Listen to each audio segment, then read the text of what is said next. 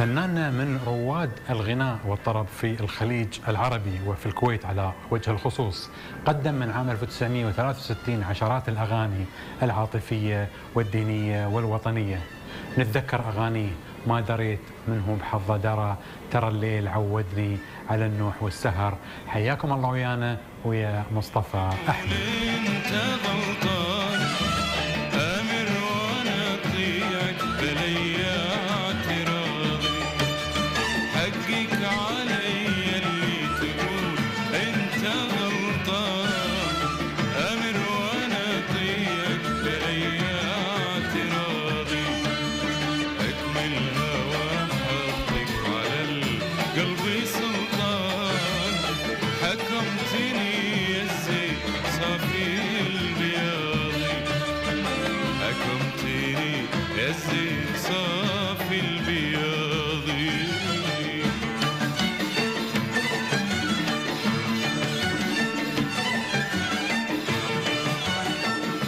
ولد مصطفى أحمد عام 1943 وبدأ حياته الفنية بلقب فتى الكويت.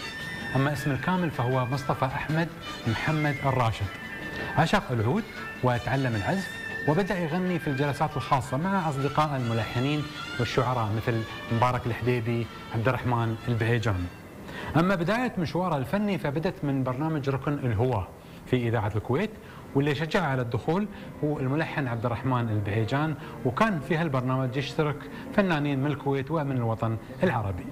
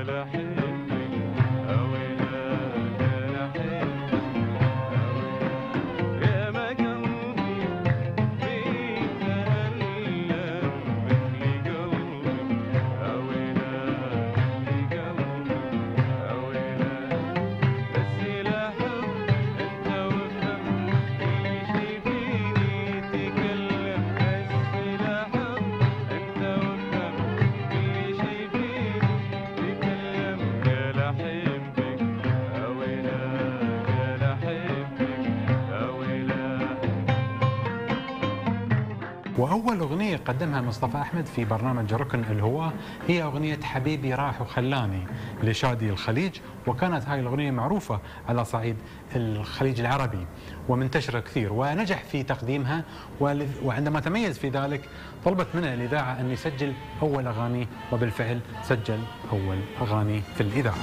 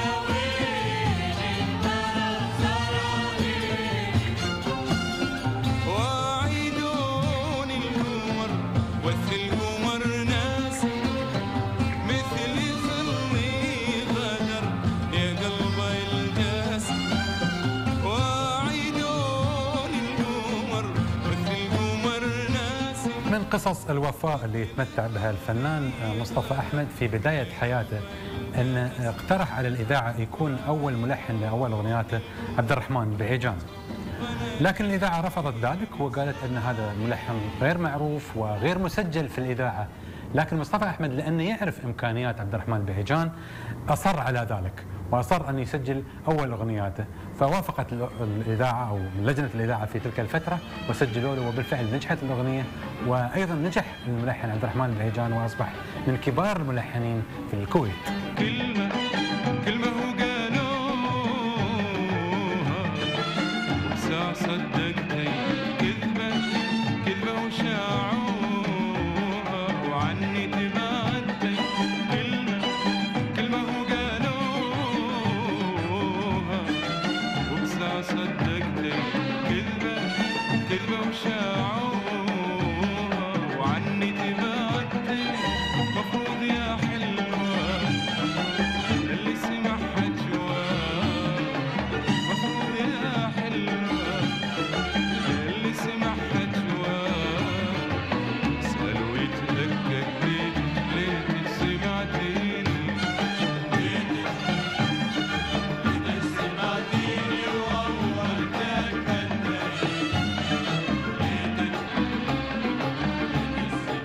من الذكريات الطريفة أن مصطفى أحمد بدأ بأجر وهو 10 دنانير فقط. أما الجيل اللي بدأ وياه فمر بنفس التحديات والصعوبات اللي كان يواجهها كل فنان في تلك الفترة للوصول إلى المستوى الفني المطلوب، وكان منهم يحيى أحمد، حسين جاسم، أحمد عبد الكريم عبد القادر. هذا الجيل هو الجيل المؤسس للأغنية الكويتية الحديثة.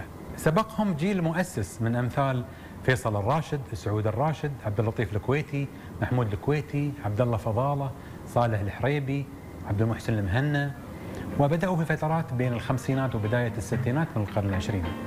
مع جيل مصطفى أحمد تحولت طبيعة الأغنية الكويتية عن الجيل اللي قبله، ومع أنهم حافظوا على ألوان السامري والقادري وفن الصوت، لكنهم قدموا أيضا ألوان لحنية صارت أكثر مقبولة في الخليج وفي الوطن العربي. قبل ما أقول السلام، قبل ما أبدي بالكلام، قبل ما أقول السلام، قبل ما أبدي بالكلام، نظرتي تبدي سلام وبسمتي توصف غرام، نظرتي تبدي سلام وبسمتي توصف غرام.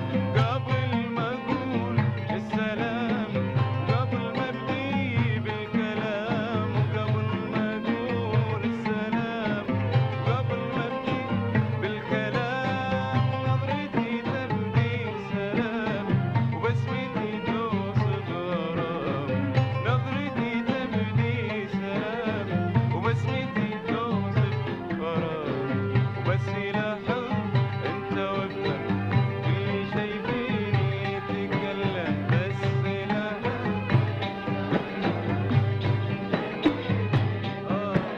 بس لاحظ أنت وافهم اللي شايفيني يتكلم، بس لاحظ أنت وافهم اللي شايفيني يتكلم. قال أحبك أويلا وقال أحبك أويلا.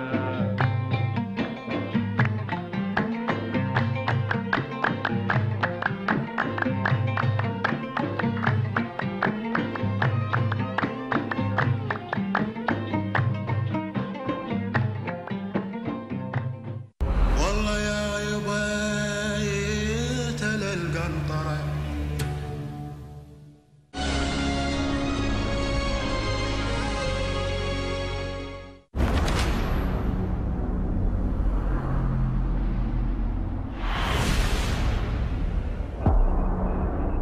قد تظن أنه قد يفوتني ما تخطط له. أصبح التجمل عادة، والنفاق منه. كلما كانت القفزة واسعة كانت السلطة أكبر أعلم ذلك. الملك الجنبي سيعين نائبا له على عرش أوركيديا. في حال كهذه الموت أرحم من الفضيحة يا مولاتي. في الغالب لا تبدو الأشياء كما نراها. لازلت وحيدا أنتظر بلا جدوى. فضل آخر يا مولاي، وربما يكون الأخير الذي أطلبه منك. أوركيديا يوميا في التوقيت التالي على قناة الإمارات.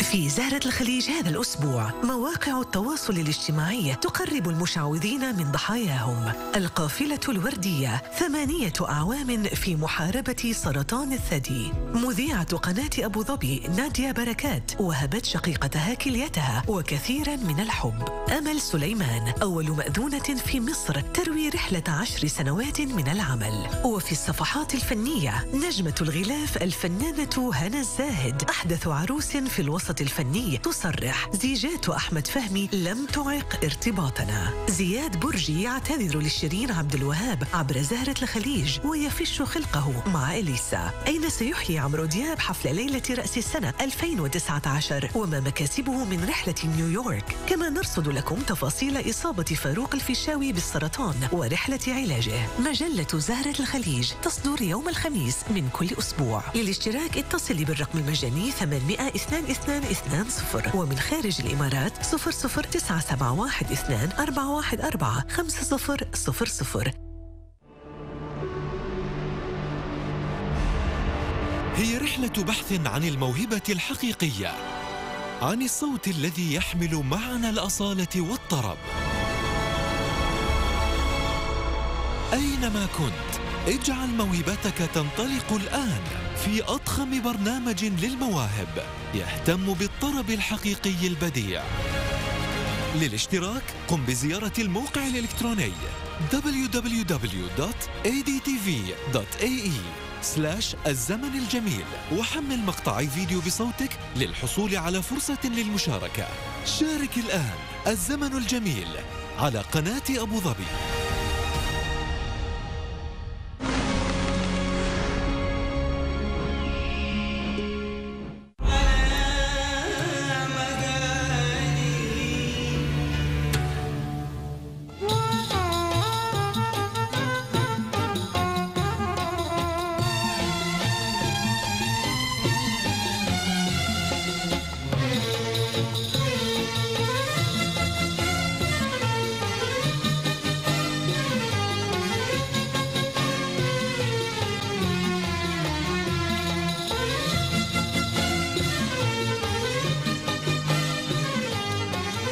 نحن في هذا البرنامج نستعيد ذاكرة الفن الخليجي لسنين طويلة من الإبداع.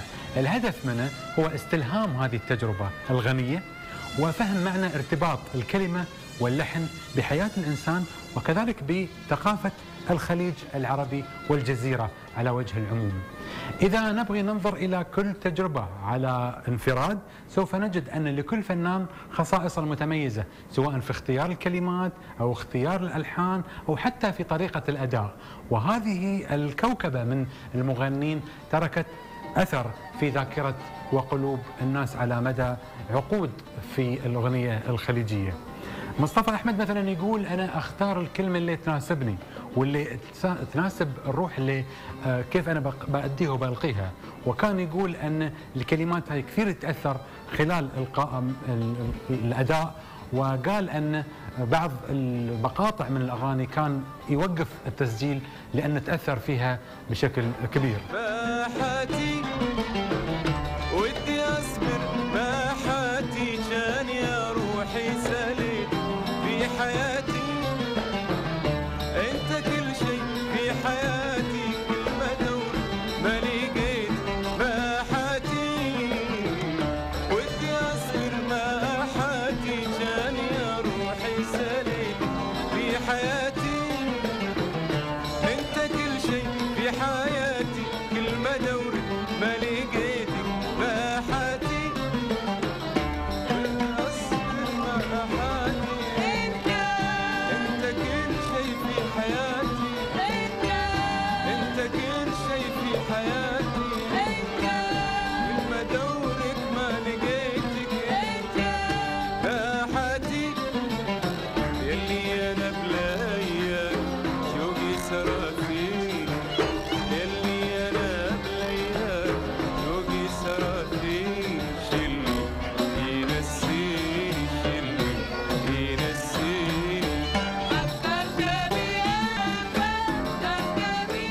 يقول أيضا أن الفن بالنسبة لي هواية وليس احتراف، وما قلدت أي من المغنين من قبلي، ولكن كنت أميل للأغاني الناجحة. يمكن لهالسبب ظلت أغاني في الذاكرة. وقولي لأهل الغي عقلي غدمي، شفت حبيب الروحي باهيني داما، إلا أني كرمي وأسلم القلب للغير، لا صيري مثله وأتحدى الملامة، لا صيري مثله وأتحدى الملامة، لا صيري مثله وأتحدى الملامة.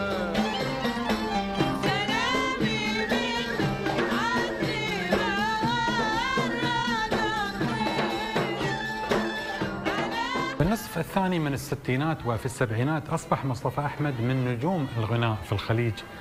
نتذكر أغاني ما درينا بك، وايد وايد منك يا غالي، حبك سباني يا سمرة، كلمات لشعراء مختلفين من أمثال الشيخ خليفة العبد الله الخليفة وبدر بورسلي ويوسف ناصر. ويذكر مصطفى أحمد في واحدة من لقاءاته أن كانت جمعية الفنانين تجمعهم جميعا، سواء كاتب الكلمات أو المغني أو الملحن، فيتلاقون تقريبا كل مساء ويتبادلون القصائد والألحان، وكل مغني عنده فكرة أو كل ملحن عنده لحن ممكن أن يطلب من صديقه. فكانت هذه بوتقة فنية، وكانت جمعية الفنانين منطلق للكثير من الأغاني الجميلة. هني بعد نذكر أن مصطفى أحمد بسبب هذا الجو أيضا قدم العديد من الألحان إلى مطربين آخرين، منهم حسين جاسم وفيصل عبد الله ومحمد لويس وحبيب فاضل وغيرهم من المغنين. اللي سمارك فتني في مهجتي مول عني، اللي سمارك فتني في مهجتي مول عني، ولا الشفايف عليها بسمة ما فارقني فارقني.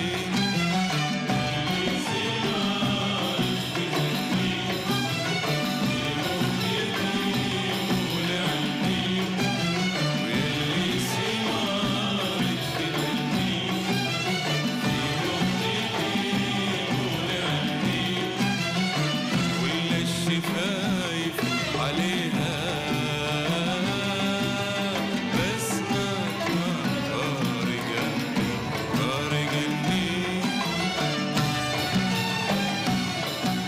ما حصر مصطفى أحمد نفسه بس في الكويت، كان له تعاون مع ملحنين وشعراء من دول الخليج ومن البلاد العربية.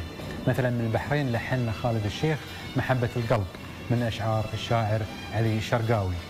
أما الموسيقار محمد الموجي فمع مصطفى أحمد له قصة. كان محمد الموجي يزور الكويت، وفي جلسة من الجلسات الفنية اقترح أحد أصدقاء مصطفى أحمد أن يغني أمام محمد الموجي أغنية، فاختار مصطفى أحمد يغني كامل الأوصاف لعبد الحليم حافظ.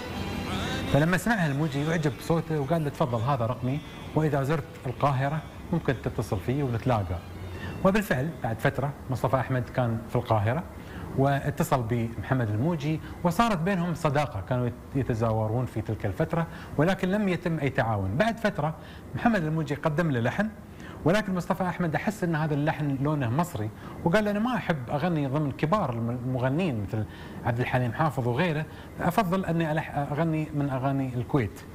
وبالفعل قدم الموجي لحن هويتك لمصطفى أحمد، وكان له لون عربي، وكانت هذه من الأغاني التي نجحت في حياة مصطفى أحمد ومسيرته الفنية.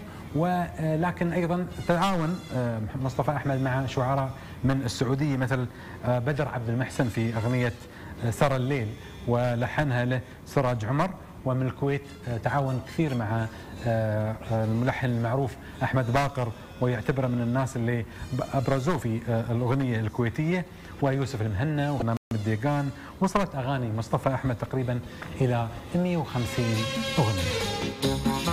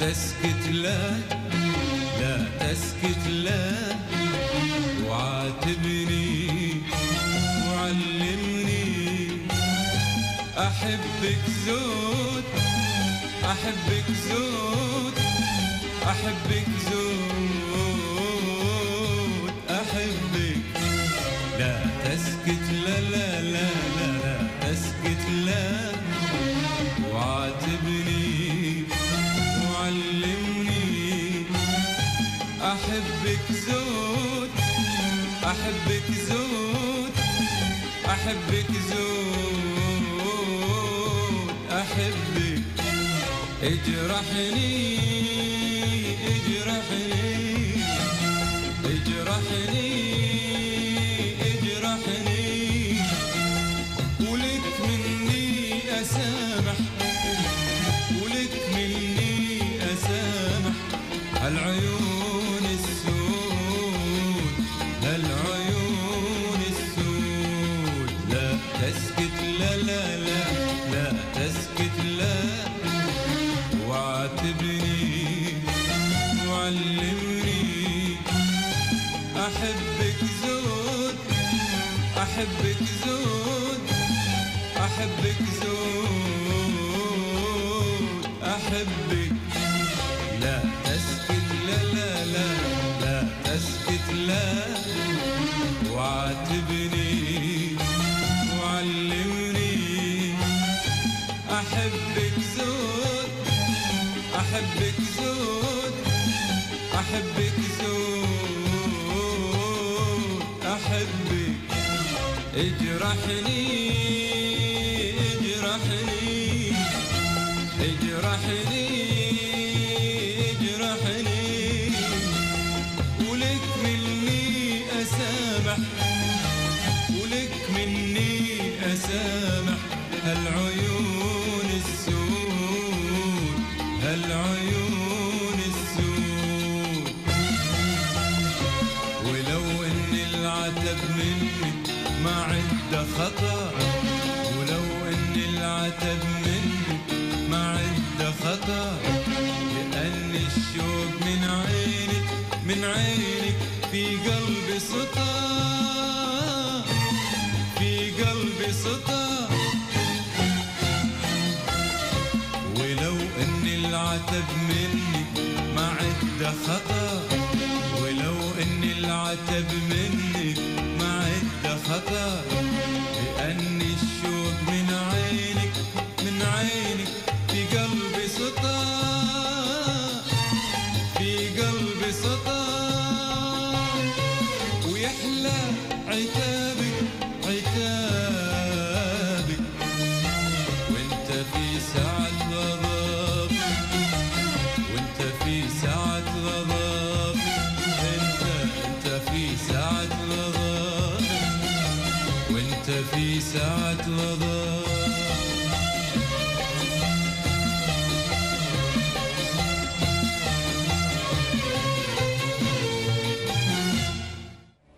والله يا عباية القنطرة رأيتها تجري. ما لقى الخلال